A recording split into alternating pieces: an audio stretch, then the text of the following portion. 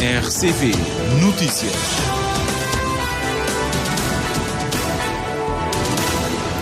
Três horas em Cabo Verde, Jornal da Tarde da RCV. Vamos conhecer os títulos.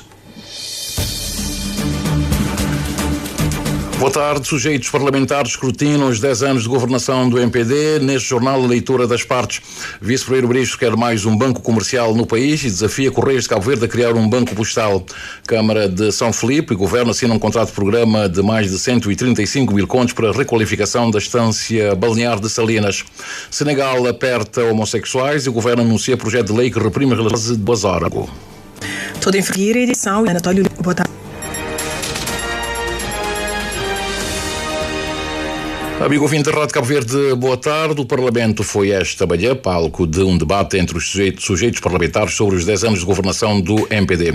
Na abertura do debate, o Primeiro-Ministro José Luís Correia e Silva admite alguns desafios futuros, mas garante que Cabo Verde vai ter um hospital de referência e está preparado em todos os setores essenciais para atingir o patamar de país de rendimento alto. José Luís Correia e Silva, que falava na abertura do debate proposto pelo PICV sobre os 10 últimos anos de governação, afirma que o país inicia hoje um novo ciclo com mais resiliência e confiança, apesar de ter enfrentado as piores crises do mundo desde a Segunda Guerra Mundial. O Cândido Amorim Fortes acompanhou e tem o essencial.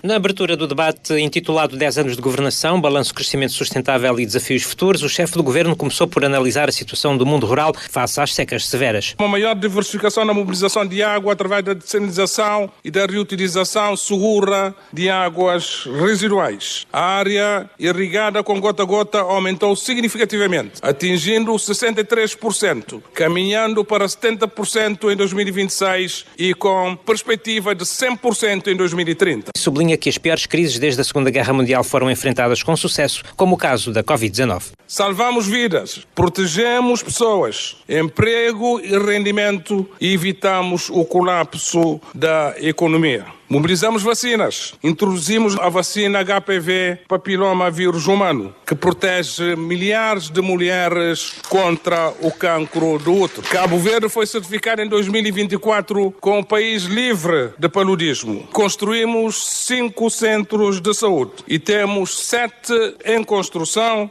Os hospitais centrais estão hoje melhor preparados para respostas às doenças oncológicas, à doença renal crónica, que já não provoca evacuação externa. O novo Hospital Nacional de Cabo Verde vai ser realidade. Ulisses Correia e Silva mostra-se confiante que Cabo Verde vai passar da categoria de país de rendimento médio alto para o patamar de rendimento alto, apesar do contexto de incertezas que o mundo vive. Ambicionamos atingir o rendimento alto, com o aumento do potencial do crescimento econômico, a diversificação da economia e a redução de vulnerabilidades face a choques externos. Reduzimos o desemprego para o nível mais baixo registrado na história de Cabo Verde. Os aumentos do salário mínimo nacional, que em 2027 irão situar-se em 25 mil escudos, a redução do imposto de rendimento das pessoas coletivas, que irá passar para os 15%, reduzimos a pobreza extrema para metade, em linha com o objetivo de eliminação em 2026. Reduzimos a pobreza absoluta, em linha com o objetivo de atingir 20% em 2026. Até 2030, a meta é menos de 10%. Depois da evolução do ensino básico de 5 para 8 anos, afiança o Primeiro-Ministro, estão preparadas as condições para a evolução do sistema de ensino para níveis próximos do padrão dos países desenvolvidos. O ensino secundário obrigatório vai acontecer até 2030. No ensino superior, atingimos 23% da taxa de acesso. Até 2030, queremos atingir 90% com aumento da atribuição do número de bolsas. E o programa de trabalho remunerado, lançamos um forte pacote de investimentos na habitação, bonificação de taxa de juros de 50% a 55%, garantias até 15%. Ulisses Correia e Silva congratula-se com os investimentos feitos nos setores de transporte e energia, admitindo desafios ainda. Atingiremos em 2030 mais de 50% da produção de energia elétrica através de energias renováveis. Há investimentos em curso para aumento da frota aérea e marítima e infraestruturas aéreas e portuárias, que vão melhorar a conectividade. Aqui o Primeiro-Ministro anuncia o reforço do desconto de 40% nas viagens aéreas para São Nicolau, Maio e Brava. Por seu turno, o PAICV defendeu que Cabo Verde precisa de um novo modelo de desenvolvimento. O partido fez no Parlamento um balanço crítico dos 10 anos da governação do Movimento para a Democracia. O líder parlamentar do PAICV, Clóvis Silva, denunciou falhas no emprego, no crescimento económico e também deficiência de serviços essenciais. Chamilo Rodrigues acompanhou e tem aqui o essencial.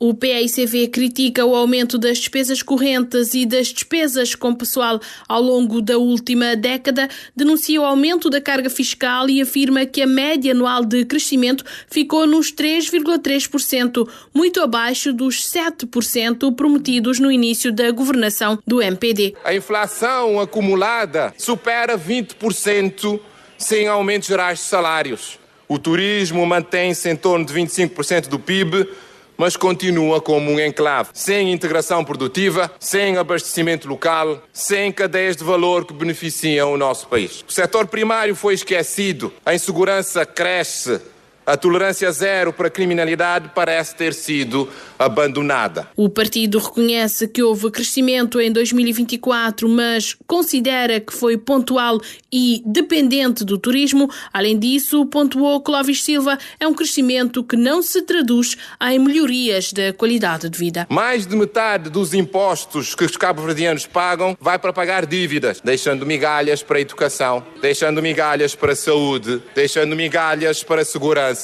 O discurso da oposição destacou também preocupações com o desemprego jovem e com a imigração. O país está mais endividado, com menos empregos e menor poder de compra, disse o deputado Clóvis Silva, que acrescenta o ciclo político iniciado em 2016 termina sem deixar saudades. Este modelo é insustentável. Despoletou e despoleta esforço brutal aos cabo-verdianos. Endividamento interno caro e redução drástica do investimento público. O acordo com o FMI é gerido às escondidas, prioriza a estabilização financeira e reformas estruturais, mas os sacrifícios, eles recaem sobre os cidadãos. A imigração em massa dos jovens é sinal claro de falência das políticas de emprego. O povo sente-se decepcionado, Sr. Primeiro-Ministro. Decepcionado por um governo cansado, esgotado e visivelmente sem forças para continuar. O maior partido da oposição defende um modelo de governação mais inclusivo e com foco no emprego, no setor privado nacional e maior coesão entre as ilhas. Para romper com o afastamento do povo, priorizar o emprego digno e conectar as ilhas como princípio de soberania nacional. Garantir saúde, garantir educação acessíveis para todos, investir em energia, investir em água, retomando o plano de mobilização que sempre foi a bandeira do PAICV. Um Estado que se responsabilize, que dê liberdade aos cidadãos e menos peso à máquina inchada do governo, que tire partido dos nossos talentos, da nossa história e do nosso posicionamento geopolítico para competirmos a nível global. Cabo Verde precisa de um novo modelo de desenvolvimento, defende o PAICV. O partido fez no Parlamento um balanço crítico dos 10 anos de governação do Movimento para a Democracia. E após o pontapé de saída dado pelo Primeiro-Ministro com a intervenção do PAICV, o deputado da União Cabo-Verdiana Independente Democrática, António Monteiro, questionou se o crescimento económico registrado na última década está, de facto, a traduzir-se em melhorias concretas da vida dos cabo-verdianos. O parlamentar defendeu a adoção de medidas para conter o aumento do custo de vida, promover emprego digno e estável e garantir um desenvolvimento mais equilibrado e inclusivo em todo o país. Ednei Barros acompanhou e tem o essencial daquilo que foi dito. Na sua intervenção inicial no debate com o Primeiro-Ministro sobre o balanço dos 10 anos de governação e os desafios futuros, a UCID reconheceu sinais positivos na economia, como o crescimento, o aumento da taxa de emprego e a transição de Cabo Verde para o patamar de rendimento médio alto. Contudo, alerta que a política séria não se faz apenas com números e títulos, sublinhando que o custo de vida continua elevado e que muitas famílias enfrentam pressão diária sobre o orçamento. Fora dos relatórios, há uma realidade que não podemos maquilhar. O custo de vida continua pesado. A pressão sobre o orçamento familiar é diária e muitos jovens vivem entre a precariedade, a informalidade e a falta de oportunidades. Segundo o INE, a taxa de desemprego diminuiu. Sim, diminuiu. Mas ainda há demasiados cidadãos subutilizados, sem trabalho suficiente, sem estabilidade e sem perspectivas de progresso, o que acarreta uma drenagem de cérebro e músculos, deixando o país órfão desta mais-valia. O deputado da UCID, António Monteiro, questionou o governo sobre medidas para proteger o poder de compra, criar emprego digno e garantir maior coesão e descentralização no desenvolvimento do país. O crescimento que o governo anuncia está a chegar ao prato das pessoas, ao bolso das famílias e ao futuro dos jovens, ou está a ficar concentrado em poucos setores e em poucas ilhas, deixando o país a duas velocidades? Queremos respostas claras sobre 3 pontos: rendimento e preços. Que medidas concretas vão proteger o poder de compra e tornar a vida mais suportável, especialmente para quem vive de salário? Segundo, emprego com dignidade. Como transformar o crescimento económico em trabalho estável, qualificado e bem remunerado? Terceiro, a coesão e descentralização. Como garantir que o desenvolvimento não fique preso ao centro, mas chegue a todos os municípios com autonomia real, meios e mais responsabilidades? António Monteiro afirmou que a UCID defende menos propaganda e mais soluções concretas, com foco na dignidade humana, justiça social e credibilidade das instituições. E o partido que suporta o governo, o MPD, defendeu que Cabo Verde vive hoje o melhor momento de sempre ao assinalar os 10 anos da governação liderado por José Luís Correia e Silva.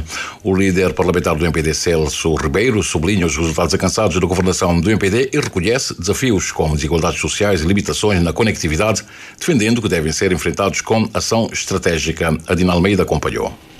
O líder parlamentar do MPD defende que os resultados alcançados refletem uma governação baseada em estabilidade, reformas e visão estratégica, mesmo perante crises globais sem precedentes. Governar Cabo Verde nesta última década significou liderar o país através dos mais difíceis choques econômicos, ambientais e sociais da sua história recente, a saber: enfrentamos e resolvemos as crises da Covid-19, secas severas e persistentes, guerra na Ucrânia, crise de logística e de transportes e da alta dos preços de todos os produtos no mercado internacional, sem nunca abdicar da estabilidade, da coesão social e do interesse nacional. Apesar desse contexto adverso, o MPD defende que o governo conseguiu transformar dificuldades em oportunidades. Hoje temos um país com crescimento econômico robusto e inclusivo, dívida pública a diminuir e controlada, taxa de desemprego de 1 dígito,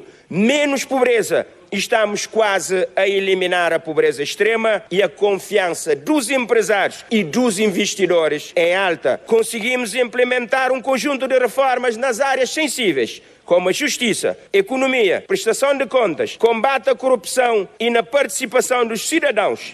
Celso Ribeiro sublinha ainda que os indicadores internacionais reforçam a credibilidade externa do país. A avaliação externa da Standard & Poor's melhorou o rating de Cabo Verde para B+, com perspectiva positiva, apontando progressos fiscais e externos. Isto não é propaganda, mas sim é um sinal de credibilidade internacional que ajuda a baixar os custos de financiamento, atrai investimento e reforça a estabilidade macroeconômica.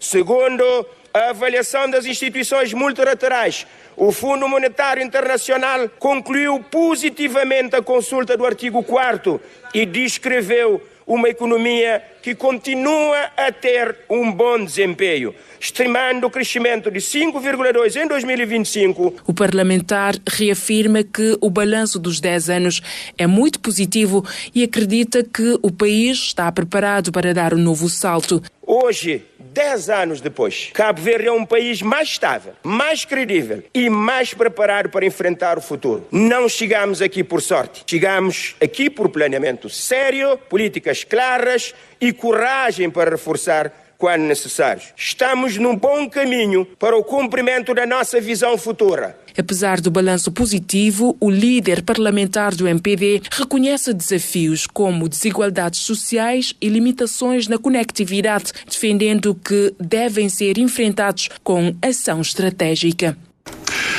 E após as intervenções iniciais, seguiram-se os debates propriamente ditos. José António dos Reis acompanhou tudo, está no Parlamento. José António, boa tarde, conte-nos. A renovar os votos de muito boa tarde e dizer que o chefe do governo realçou durante o debate que o balanço dos 2 mandatos é positivo e que é reconhecido pelos cabo-verdianos. Ulisses Correia Silva reitera que o Hospital Nacional vai avançar, lembrando que as grandes obras como portos e aeroportos exigem tempo e também procura de financiamento. E também Ulisses Correia Silva disse que os governos liderados por ele, sustentado pelo MPD, são amigos dos municípios e também que o país conseguiu atingir a menor taxa de desemprego na sua história com a governação do Movimento para a Democracia. Foi criado 39 mil postos de trabalho. Houve destruição de postos de trabalho, sim, porque seca até destrui postos de trabalho. Depois o recompor. Pandemia provoca quebra no desemprego. Hoje, no TN, a taxa mais baixa de desemprego jamais realizada na Cabo Verde. Não tem mais volume de criação de emprego. E mais, não tem políticas que se leva a isso, que é crescimento econômico, políticas ativas de emprego, qualificação profissional, empreendedorismo, aquilo que é relativamente à praia, eu tinha explicado. Praia é com o problema do governo, praia é um problema de quem governa a Câmara da Praia, que tem estado de apoio, praia em atraso. Os deputados da UCID rejeitaram o rótulo de oposição negacionista e irresponsável, alertando que Cabo Verde carece de um crescimento sustentável com justiça social e equilíbrio territorial. O deputado João Santos Luís estima que cerca de 100 mil cabo-verdianos continuam em situação de pobreza e acusa o governo de ter contribuído para o aumento da dívida pública. Com mais de 1.000 milhões de contos que o seu governo teve à disposição, continuamos a importar a volta de 90% do nosso consumo interno. Continuamos ainda com o setor privado, que há 10 anos padece dos mesmos males que ainda não foi superado. Acesso ao financiamento, custos de contexto exagerados, transportes e burocracia. Sr. Primeiro-Ministro, a nossa diáspora, nestes 10 anos, qual foi, portanto, digamos, as condições que o governo criou para permitir uma melhor participação da diáspora cabo-verdiana no desenvolvimento de Cabo Verde ao longo desses 10 anos?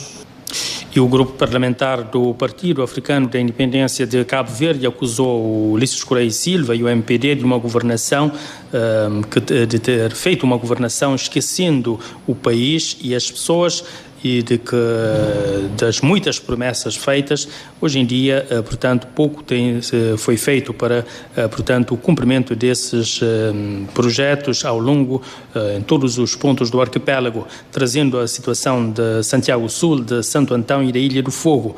O deputado António Fernandes afirma que os cabo-verdianos clamam por uma nova liderança porque, segundo diz, os 10 anos de governação do MPD se caracterizam pela redução de investimentos em setor produtivo, perda da população e aumento da dívida pública. Aumento de estoque da dívida pública que há aqui em 2016 a 200 milhões de contos, já ultrapassa 337 milhões de contos se não considera avales e TCMFs ali na Cabo Verde. Não está hoje, mas efetivamente, a ex-governação se empurra milhares de pessoas para fora do país e não está hoje, mas isso é prova inequívoca que a MPD falha na sua governação econômica.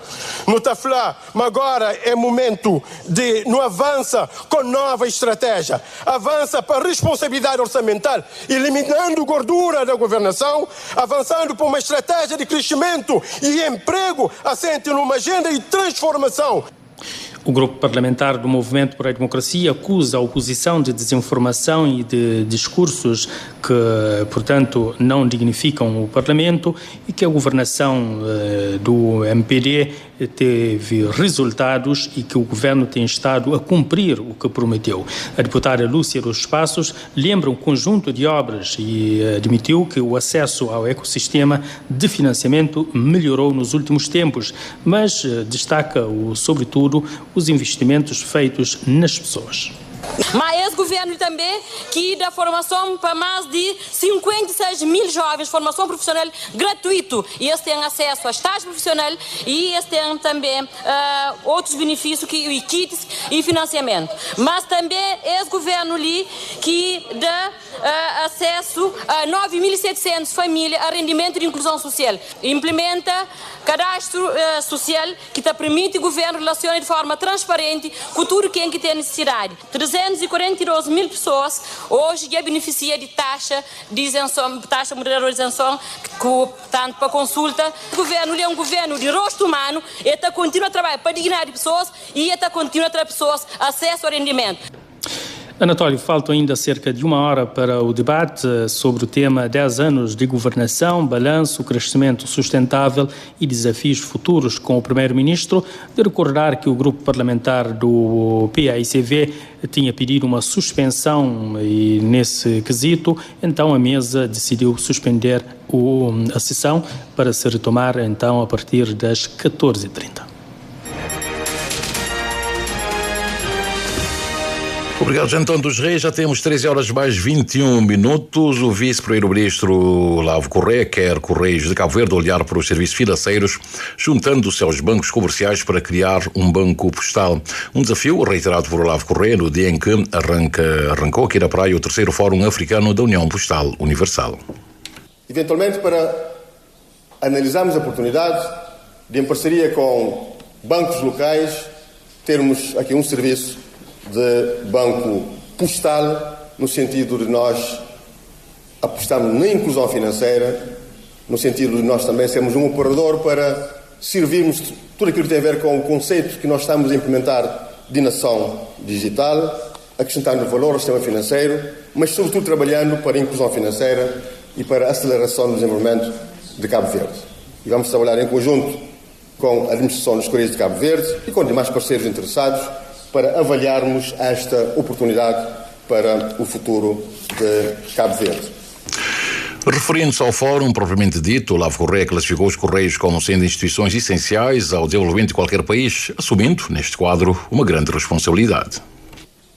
Uma responsabilidade que não pode ser desperdiçada, porque pode ser uma oportunidade para acelerarmos o processo de desenvolvimento dos nossos países e do nosso continente. É nesse sentido que saúdo este fórum, que será de grande importância para o nosso futuro, e estaremos atentos às conclusões e à declaração da praia. E vamos tudo fazer para poder implementá-las. Acolher esta reunião internacional é também uma oportunidade para Cabo Verde reforçar a parceria estratégica com outros operadores postais africanos, reconhece o presidente do Conselho de Administração dos Correios de Cabo Verde, Isidoro Gomes. Estarão cá na praia empresas africanas com as quais Correios de Cabo Verde vão assinar protocolos visando o transporte e distribuição das cargas provenientes do continente a nível de Cabo Verde, tendo como clientes empresas e particulares, público e privado. Mas, acima de tudo, é a nossa principal oportunidade para efetivamente entrarmos de uma vez por toda e com força no mercado africano, não só naquilo que é a nossa parceria tradicional com os operadores postais, públicos, mas, acima de tudo, com entidades privadas. De hoje até sexta-feira, responsáveis postais de mais de 40 países africanos e representantes de congêneres europeias vão definir as melhores estratégias para a transformação digital da rede postal africana. A Câmara Municipal de São Filipe e o Governo assinaram um contrato de programa orçado em mais de 135 mil contos para a requalificação da zona pescatória e balear de Salinas, em São Jorge. O projeto inclui a construção de um novo traçado, um novo arrastadouro e melhorias de toda a infraestrutura de apoio ao desenvolvimento da estância turística de Salinas. O trabalho é conjunto do Nilton Pires com o Elcio Andrade. O ato simbólico de assinatura do contrato-programa teve lugar ontem na zona pescatória e balnear de Salinas. O documento foi assinado entre o presidente da Câmara Municipal de São Filipe Noia e Silva e o gestor do Fundo do Turismo, Manuel Ribeiro, e homologado pelo ministro dos Transportes e Turismo, José Luís Sá Nogueira. Na ocasião, o autarca Noia e Silva apresentou as linhas gerais do projeto, orçado em mais de 135 mil contos. Então, esse projeto, manda em flagrante, envolve desde nova estrada, nova estrada asfaltado, para ser verdadeiro porta de entrada e de saída de Salinas. Também tem zonas de parqueamento de viaturas, tem a requalificação de toda a zona de arrastador, toda a iluminação de Salinas, desde a entrada da estrada até a coisa também ser completamente refeito com iluminações LED. A Praia de Mar também sofreu uma grande requalificação de a zona balnear, que provavelmente pode bem ser um bocadinho expandido. Noia Silva afirma que a requalificação de Salinas irá beneficiar diretamente 4 comunidades que vivem ao redor desta zona turística. Especialmente a comunidade de São Jorge, Outra Banda, Galinheiro e até Campanas. Está integrado dentro desse projeto porque a ideia é empoderar, através de que esse investimento lá, a comunidade. Já o ministro do Turismo e Transportes diz que o governo quer, com esta parceria com a Câmara Municipal de São Filipe, dar uma nova centralidade a Salinas. Mas que, sobretudo, te sirva tudo o que esse que vive dessa zona, quer em termos de pesca, mas quer em termos de outras atividades ligadas ao turismo. Essa centralidade de Salinas de São Jorge e o projeto que está bem valorizado e tem servir não só para pescadores, e serve também para todos os operadores, porque faz esse trabalho e vende seus produtos, seu serviço com dignidade, sabendo que está vendendo um serviço que é bom para turistas que estão ali. O projeto de requalificação de Salinas de São Jorge é financiado pelo governo de Cabo Verde através do Fundo do Turismo. O prazo de execução das obras é de 18 meses. Governo e Câmara Municipal de São Filipe num juntamão para a requalificação da zona pescatória e balnear de Salinas, no interior norte de São Filipe, na Ilha do Fogo. Foi lançado esta manhã no Mindelo o processo de elaboração do plano de ordenamento da orla costeira e do bar adjacente. O plano tem como principal objetivo o ordenamento e a regulamentação da orla costeira, promovendo uma gestão sustentável dos recursos e também do espaço litoral. O ato foi presidido pelo ministro do Bar, Jorge Santos. Esteve presente a Patrícia Martins.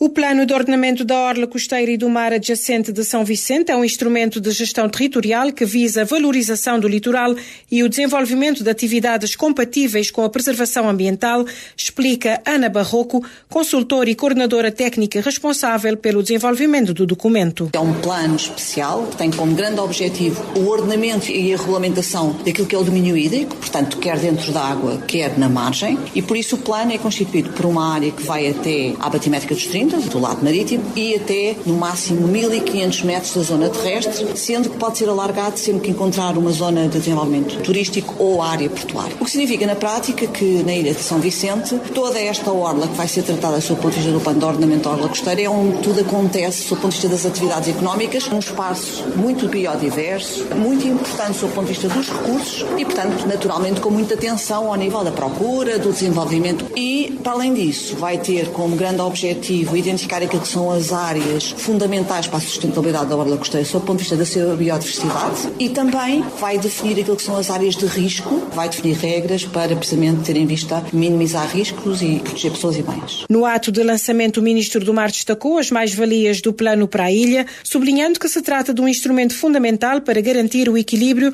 entre crescimento económico, proteção ambiental e uso sustentável do mar. É um momento importante para São Vicente dar início a esse processo de elaboração do plano de ordenamento da orla costeira de São Vicente. Isto vai permitir definir as áreas de desenvolvimento da orla costeira, as áreas a serem protegidas e com grande valor ambiental e também de preservar as praias e toda a configuração natural da orla, mas vai permitir também definir espaços de investimentos e da ligação entre a preservação, a beleza natural e o interesse económico. Definir critérios para o equilíbrio que é necessário fazer entre o investimento económico e a preservação da orla costeira, das suas espécies e das suas belezas. Jorge Santos reforçou ainda que o processo é participativo, envolvendo diferentes instituições. Participam as câmaras municipais. Nós estamos aqui em São Vicente numa zona económica especial do Mindelo, que também tem a responsabilidade de gestão das ZDTIs, mas também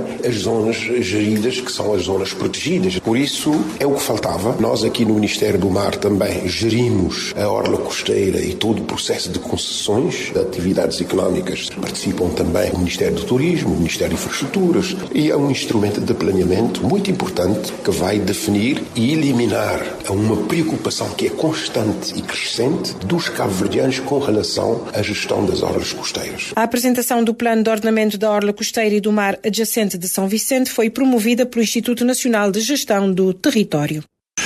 Já ultrapassamos o Equador da hora 13, já são 13 horas mais 30 minutos, alguns segundos. Dos Estados Unidos da América chega-nos a informação de que o presidente norte-americano Donald Trump voltou a defender as suas políticas cada vez mais impopulares durante o mais longo discurso de sempre sobre o Estado da União perante o Congresso.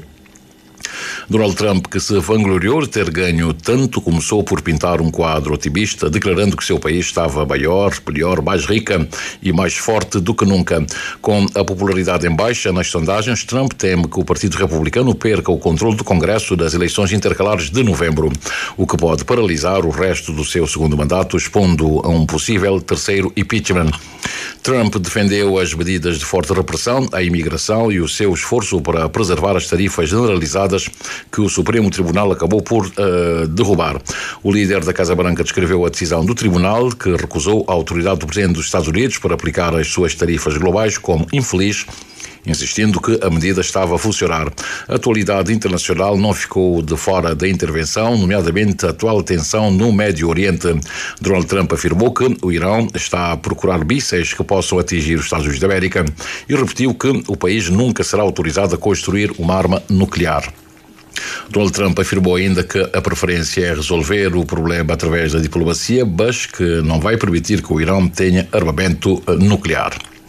O Papa Leão XIV visitará 4 países do nosso continente entre 13 e 23 de abril, anunciou o Vaticano hoje.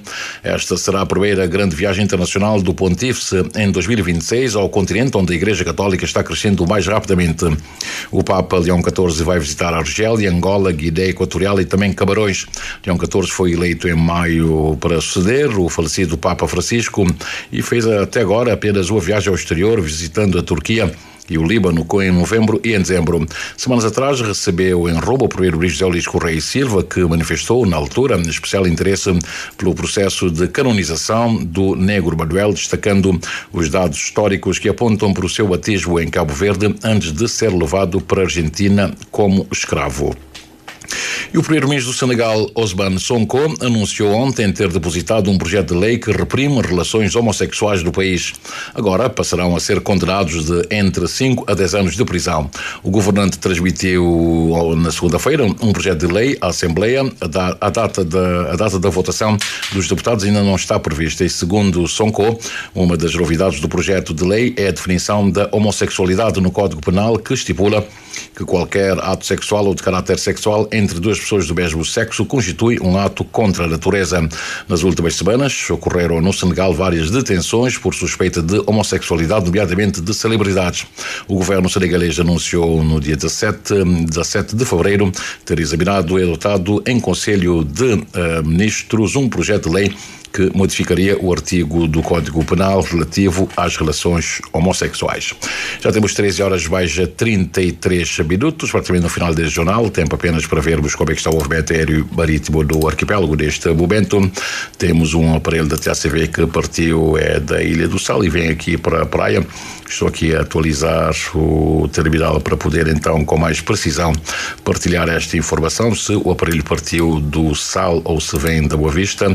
Ao que parece já está aqui prestes a aterrar no aeroporto da praia, mas veio de onde há um erro aqui no meu terminal, não consigo atualizar para partilhar com o amigo ouvinte toda a informação, mas já voltou, posso ver de novo.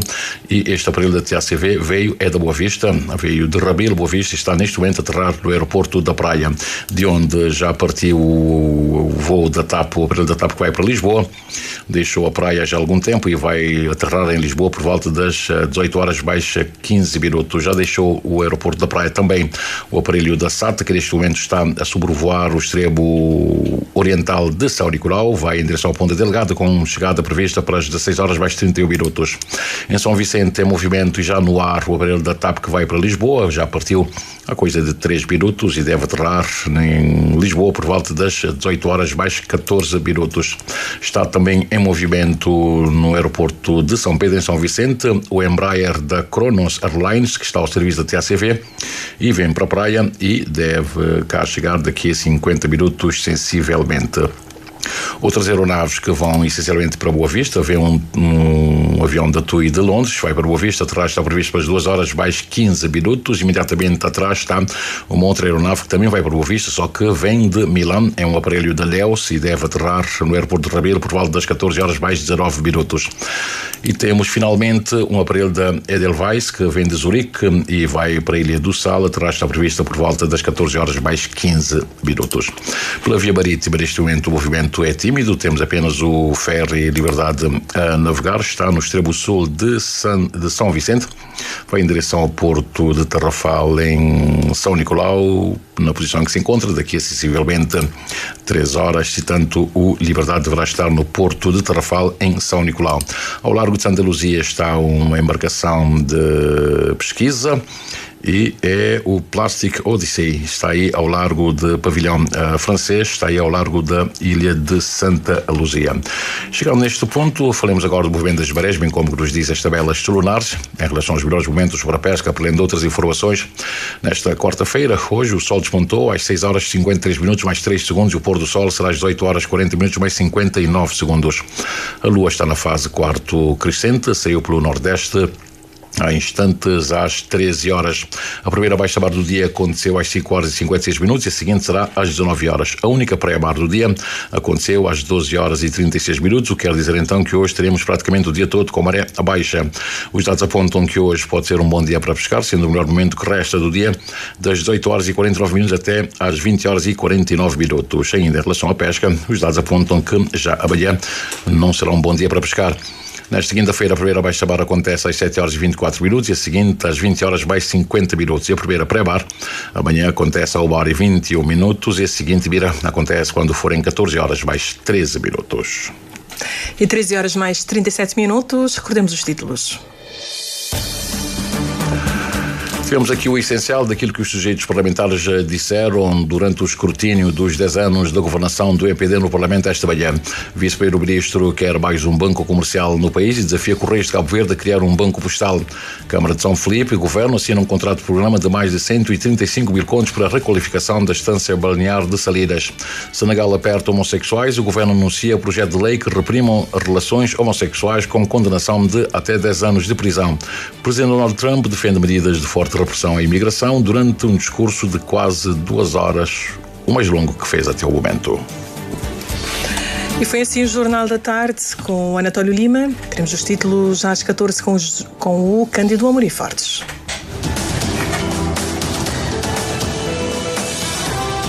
Mais informações em www.rtc.cv e na aplicação RTC Mobile.